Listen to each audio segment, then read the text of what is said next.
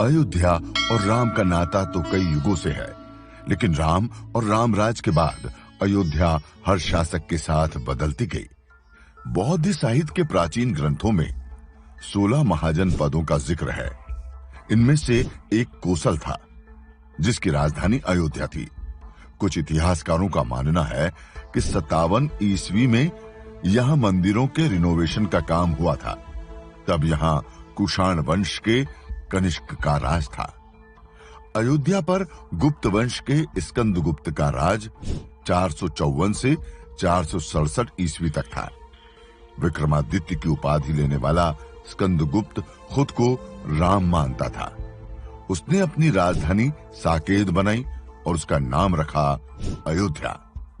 Hence T baker अपनी किताब history of Ayodhya में कहते हैं कि विक्रमादित्य ने अयोध्या के कई मंदिरों का जीर्णोद्धार करवाया था। गुप्त वंश के बाद लंबे समय तक अयोध्या कई छोटे छोटे राजाओं की खींचतान में फंसी रही। 1192 में मोहम्मद गोरी ने पृथ्वीराज चौहान को हराकर दिल्ली के तख्त पर कब्जा किया और अयोध्या भी उसके अधीन आ गई। इसी साल अयोध्या में मंदिरों के निर्माण पर रोक लगी, लेकिन इसके बावजूद यहां मंदिर बनाने के दस्तावेज मिलते हैं। इलाहाबाद जिले में गढ़वा और मेवाड़ में शिलालेख मिले हैं। इनमें लिखा है, साल 1199 में ठाकुर कुंदपाल श्रीवास्तव ने गढ़वा में नवग्रह मंदिर बनवाया और 1245 में ठाकुर श्रीवास्तव ने सिद्धेश्वर मंदिर बनवाया। 1526 में पानीपत की लड़ाई के बाद दिल्ली की सत्ता बदली और मुगल शासन शुरू हुआ। 1932 में छपी अयोध्या ए हिस्ट्री में लेखक लाला सीताराम कहते हैं, बाबर 1528 में अवध आया।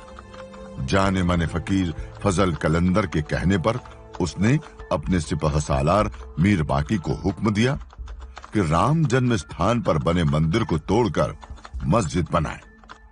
17 दिनों तक वहां हिंदुओं से लड़ने के बाद मीर बाकी मंदिर में घुसा, लेकिन मूर्तियां अदृश्य हो चुकी थी। इसके बाद बाकी ने मंदिर की ही सामग्री से मस्जिद बनवाई, जिसका जिक्र मस्जिद की दीवार पर मिला। लेकिन कुणाल किशोर अपनी किताब अयोध्या रिविजिटेड में लिखते हैं कि बाबर के अयोध्या में मस्जिद बनवाने का कोई प्रमाण नहीं है। बाबर नामा से लेकर अगले 240 साल तक के किसी भी दस्तावेज में मंदिर को तोड़कर मस्जिद बनाए जाने का जिक्र नहीं मिलता है। इसके पीछे उनका तर्क है, बाबरनामा के मुताबिक 20 जून 1529 को बाबर ने मीर बाकी और उसकी सेना को छुट्टी दे दी थी। ऐसे में मीर बाकी के मस्जिद बनवाने का सवाल ही नहीं उठता। 1784 में बतौर मेडिकल ऑफिसर भारत आए फ्रांसिस बुकानन को ईस्ट इंडिया कंपनी ने सर्वे का काम सौंपा। इस दौरान उसने 1813-14 में अयोध्या का भी सर्वे किया और रिपोर्ट में मस्जिद का जिक्र करते हुए लिखा, हिंदुओं का मानना है कि मंदिर को औरंगजेब ने तुड़वाया था।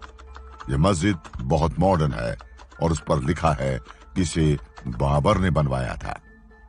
बाद में इसी रिपोर्ट की वजह से मस्जिद को बाबरी मस्जिद कहा जाने लगा, लेकिन मंदिर टूटने का पहला जिक्र 47 साल पहले हुआ था, जिसे सन 1767 में ऑस्ट्रिया मूल के पादरी टेफेनथेलर ने किया था।